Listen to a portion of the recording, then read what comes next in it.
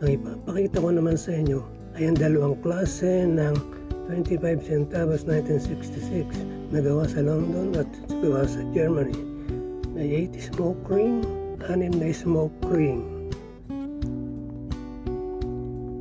Madikit ang ulo sa letter E, isa naman medyo mayagmag. Ito makikita ang round nose ng babae. Medyo madikit ang letter E sa ulo at ang word na 5 medyo magkakadikit. Ito naman gawa sa Germany, makita nyo na may pointed nose si Lady Liberty at may space ang E sa ulo at ang word na 5 medyo hindi dikit-dikit tulad doon sa gawa sa London. Nakita ninyo pagkakaiba, may round nose at pointed nose ni Lady Liberty. Ang madikit ang ulo at ang isa naman ay medyo space ng konti. 8 smoke ring at 6 smoke ring. Gawa sa London, conical shape ang anvil. At ito naman gawa sa Germany, rounded shape ang anvil. Ito po ang gawa sa London. Ito po ang nickel brass. 70% copper, 18 zinc.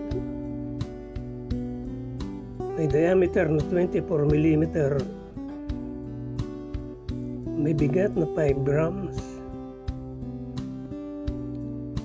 May kapal na 1.6 mm. Nakita niyo ang babaeng nakatayo may hawak na martilyo sa anvil at sa gawing kanan ay ang mount mayon.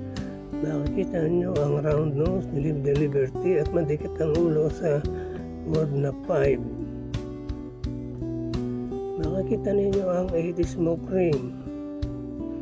Ang edge nito ay reeded.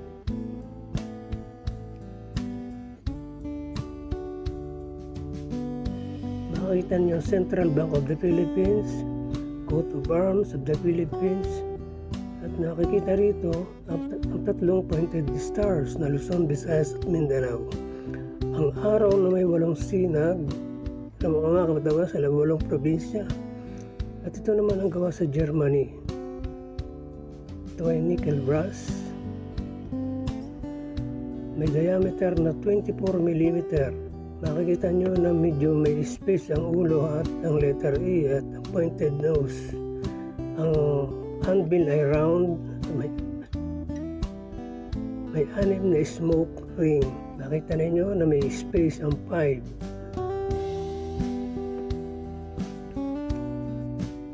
Ang meters dito ay 40 million pieces. Coat of arms, Central Bank of the Philippines. Po ay na-demonetize 1979. Thank you for watching. Please don't forget to subscribe.